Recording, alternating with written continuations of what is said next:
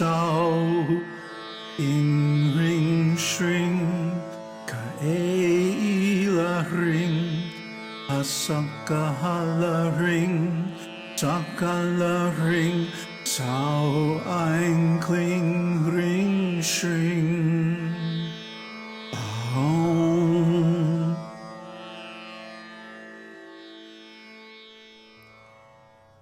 Namaste. So, what is this work all about? What is this channel all about? It's enlightenment, isn't it? Everybody throws this word around, but how many really look into what it means? So let's take the word enlightenment. It has 4 parts. En, light, en, ment. 4 parts. The prefix en means in, with, through, or by. English is so crazy. But really what it's all about is the second part, light. En, light. En, the prefix, means one thing. En, the suffix, means something completely different. En, as a suffix, turns a noun into a verb. We say we can enlighten someone or something. So with light, and make it into a verb. To change, affect, or do something with light. And finally, the last suffix, the second suffix, ment, again turns the verb form into a noun. English is so crazy. So we can talk of enlightenment as a thing, although actually it's not a thing. How can it be a thing? When we talk about light in this context, what do we mean actually? Do we mean the light like coming in the window from the sun? No, not really.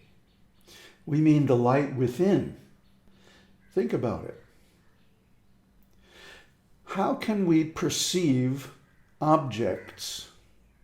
No, there are 2 things necessary. One is they have to be illuminated. And the other thing is they have to be reflected. First of all, let's look at the illumination part. Within, there is light. The light is Brahman. Brahman is pure awareness without any object. This is light. The light of Brahman illuminates everything else. Without Brahman, we wouldn't be able to be conscious, we wouldn't be able to be aware of anything. And then what? That light is reflected from what? From the object of our consciousness. And by that reflected light, we perceive it with any one of our or more of our senses. So Buddha says, what is consciousness? There are 6 kinds of consciousness. Eye consciousness, ear consciousness, nose consciousness, tongue consciousness, skin consciousness or body consciousness, and mind consciousness. So it's very easy to understand this idea of illumination when we think about the mind. How are we aware of the thoughts in the mind? They're subtle. They have to be illuminated to be perceptible. We have many thoughts that are not so illuminated, and this we call the subconscious. But that's because the illumination is blocked. We've talked many times about upādhi. Upādhi means an adjunct, a limiting adjunct. An adjunct is something that is associated with a thing or a being, but is not part of that thing. And because they're limiting adjuncts, they close off access to that thing. So the consciousness, the being, is surrounded by limiting adjuncts. And this is why the Brahman, when it comes into manifestation as a being, appears to be an individual. So all of us have these different parts. We are fundamentally Brahman. Nothing exists actually except Brahman. Brahman existed before this manifestation, and it will exist only during this manifestation, and it will continue to exist after this manifestation is done. There's no beginning and no end to Brahman. But there is a beginning and an end to the manifestation. That's why it's limited. See? So back to enlightenment. To reach enlightenment or to cultivate enlightenment is to remove the upādhis as much as possible and reveal the Brahman, the reality beneath them. So the process of enlightenment starts and actually functions by a process of removal, a process of letting go. See, there are several false ideas about enlightenment. And one of them is that enlightenment is something that you get. Or another one is that it involves a transformation of the self. Another one is that it involves some kind of acquisition, or that something inside has to change. You see? And none of those are true. Those are all false models.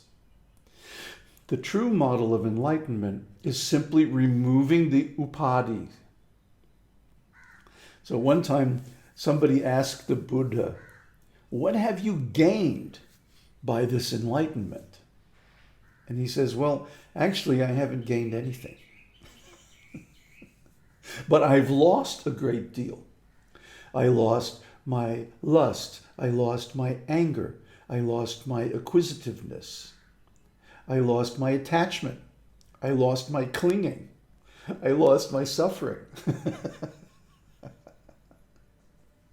So enlightenment is not an additive process. It's a subtractive process, taking away all these useless things that do nothing but cause us suffering. And how do we do that? Well, we've spent a lot of time talking about the different levels of the process of enlightenment.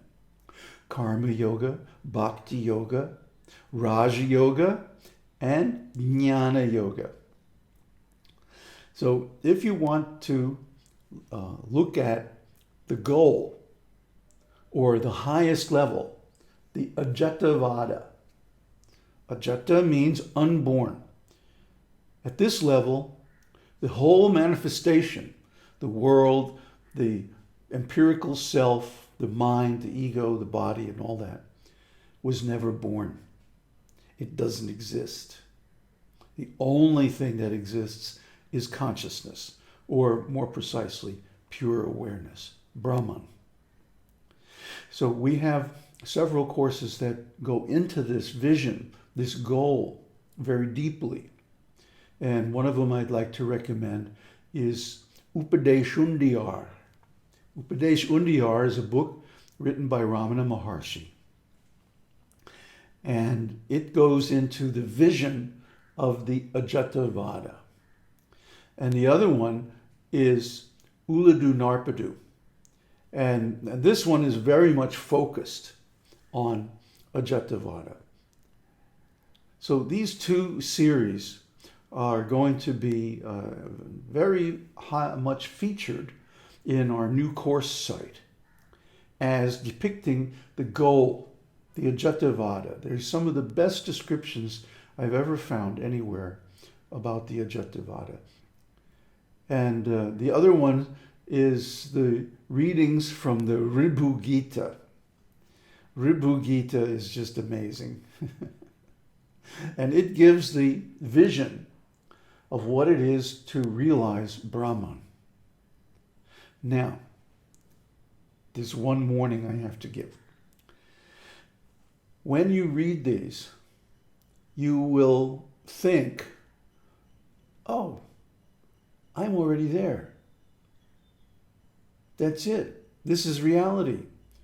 This is what has always been and always will be. So just by knowing this, then I transcend everything. Oh, yeah? There's a story in Bengal about some crazy people who made a dog king. They took the dog, dressed him up in the king's robes, put a crown on his head, put him on the throne, and started worshiping him like a king, you know. And everything went very well, you know, until somebody threw a bone. Somebody threw a bone. The dog jumped down off the throne and went after the bone. And the same thing happens to us when we falsely claim enlightenment. When we mistakenly think that just by thinking about Ajatavada, somehow we reach it. Sorry. But this is what the Neo-Advaitins think. The Neo-Advaitins think, I don't have to do any sadhana, I don't have to do anything, I'm already enlightened. And then they go out for beers. Or other kinds of sense gratification. No, sorry, it doesn't work that way. To honestly reach the Ajatavada requires going through a long process of preliminary purification by karma yoga and bhakti yoga until one is qualified for Raja Yoga or meditation. A lot of people think they can just jump up and start meditating and somehow get the result. They're always disappointed. And the reason is they're not qualified. You know? If you, let's say you want to have a private jet. You want to buy one of these new highfalutin Learjet type gizmos. Sure, fine, great. Do you have the qualification? Do you have the bank balance? Do you have the assets? Do you have the credit line? See, are you qualified? So it's the same thing if we want something very high, like Ajatavada, or even Vivartavada, the next step below, where we practice meditation, Raja Yoga. To practice meditation means it has to occur spontaneously. You know, what inspired this whole talk was that I woke up about 2 o'clock this morning, which I often do, and spontaneously went into this wonderful deep meditation where the light was coming, and it was so bright, it was brighter than the sun, but yet it was cool. This is the light of Brahman. This is the light of consciousness. See, this is the light that we should see in meditation, when meditation happens spontaneously due to proper qualification. And this is the light of enlightenment. Om Tat Sat. Om Shakti Om.